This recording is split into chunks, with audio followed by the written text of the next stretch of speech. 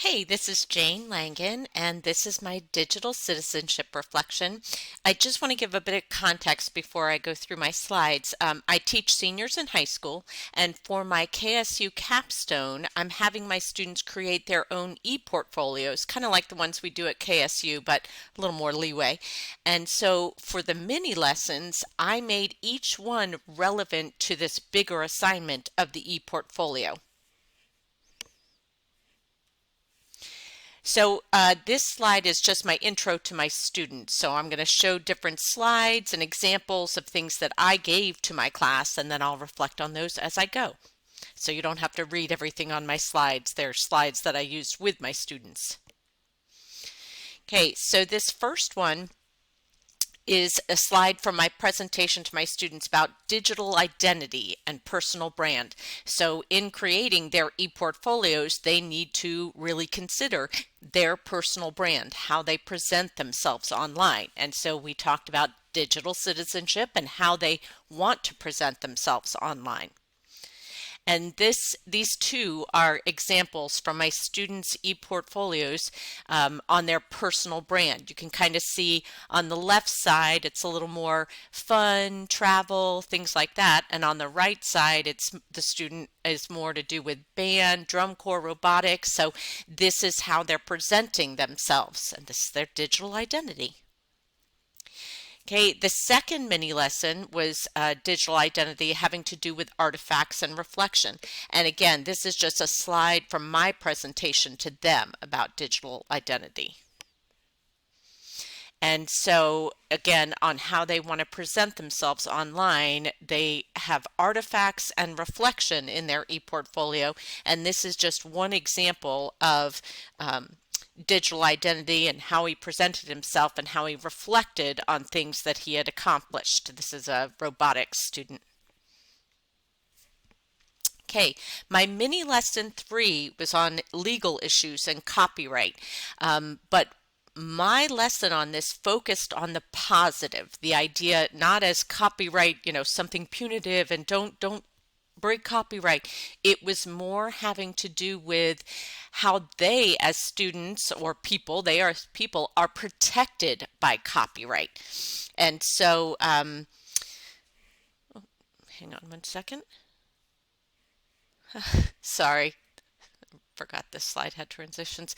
So I focused on them as being the creators and on them as being protected by copyright.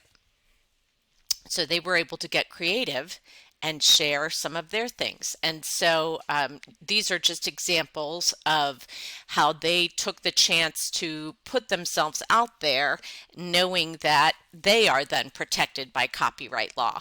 And on the bottom one, I just kind of covered student name and face, but just really nice examples, in my opinion, of how they understood copyright and that they had protection as well.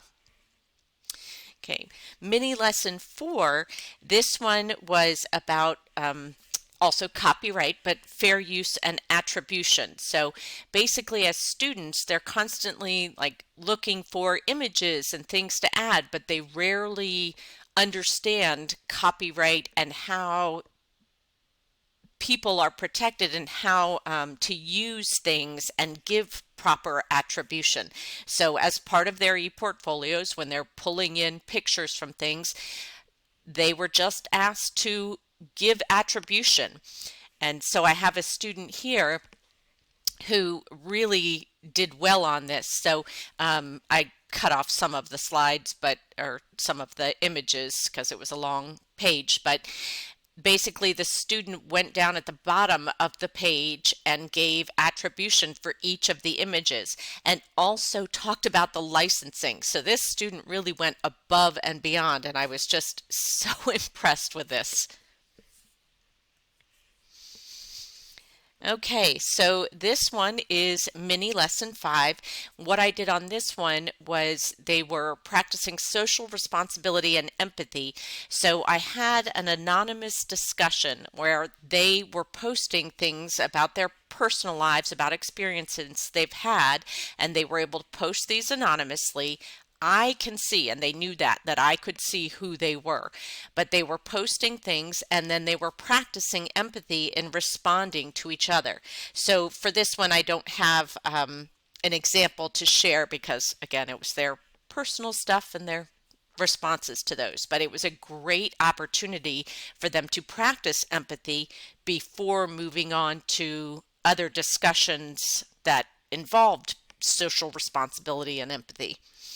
Specifically, that was my mini lesson 6. So in doing this whole e-portfolio through the semester and doing all these mini lessons through the semester, at the end they were to post their links to their e-portfolios in a discussion, and then they were to peer evaluate, and they could peer evaluate just as themselves or anonymously. And you can see on this page that I can show author, so I can see who made the post, but the other students can't. And so for this one, you can see that this student was evaluating them on content, on their reflections, accessibility, navigation, graphics, writing ability. Then I asked the students to give some positives and also give some suggestions. So in practicing their social responsibility and empathy, this student said, I really like how detailed everything is, and to get the best possible grade, you might want to work on making it more organized and making it easier to access.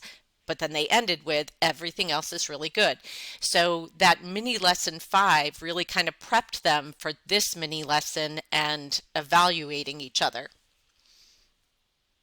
So my overall reflection on digital citizenship and these mini lessons, for me, it was amazing. I know I'll embarrass Dr. Wilson, but I'm going to.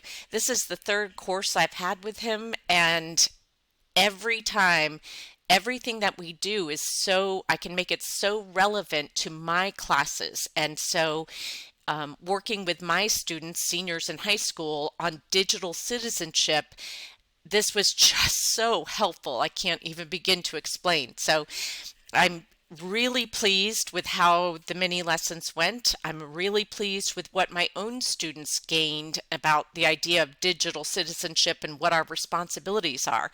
And so it was a great experience for me. Thank you very much.